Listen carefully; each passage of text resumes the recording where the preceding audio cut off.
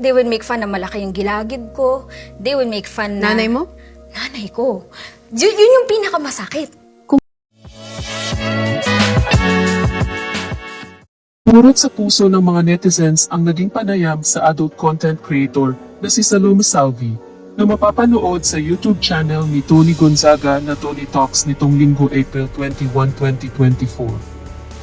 Unang nakilala si Salome sa paggawa ng mga adult contents at ngayon ay napapanood na siya sa telebisyon sa ilang pelikula ng Viva Max at Black Raider ng GMA Network.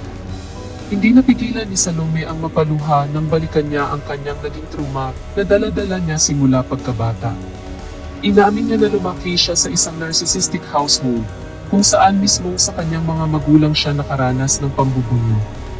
Naranasan niyang makatanggap ng mga masasakit at negatibong salita sa magulang, katulad ng pagiging pangit niya raw at wala siyang mararating. Maging ang mga desisyon niya sa buhay ay sinasabi ng kanyang mga magulang na mali at hindi raw ito alam ang makabubuti sa kanyang sarili. Lumaki raw siyang palagi na itong naririnig sa mga magulang. Pinapahiya rin daw siya sa harap ng kanilang mga bisita at pinapagalitan. Mayroon din mga pagkakataon na magkukumpulan ang kanyang ina at mga kapatid at pagtatawanan siya dahil sa kanyang damit at kanyang malaking gilagid. Ang pinakamasakit pa raw rito ay mismong galing sa nanay niya ang panlalait. Kaya naniniwala raw siyang ang batang lumaki sa narcissistic household ay mga magulang ang kauna-unahang nagiging bully sa buhay ng bata. Kaya raw pag tinitingnan niya ang kanyang sarili sa salamin, ay pangit na pangit siya sa sarili dahil na rin sa ito ang palagi niyang naririnig sa magulang. Nang tanungin ni Tony kung napatawad na raw ni Salome ang kanyang mga magulang. Aniya ay bukas siya sa ideyang ito, ngunit hindi raw niya nakikitaan ng inisyatibo ang kanyang mga magulang na magbago. Sa kanyang mga naranasan simula bata ay doon niya raw napagtanto sa sarili na wala siyang maaasahan sa magulang. Kaya kinailangan niyang maging magulang sa sarili niya at ito raw ang pinakamahirap niyang ginawa.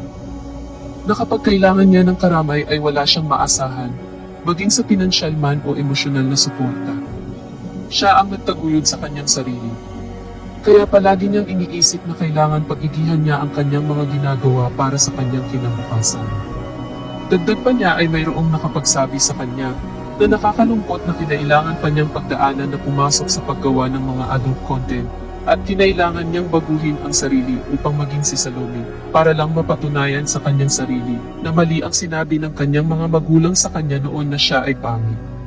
Kung mayroon man siyang mensahe para sa batang si Salome noon, anya ay magiging okay ang lahat at matutupad nito ang kanyang mga pangarap.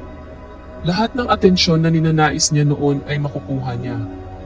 Maging ang pagmamahal na hindi niya naranasan sa kanyang mga magulang ay makukuha niya sa ibang tao at sa kanyang sarili.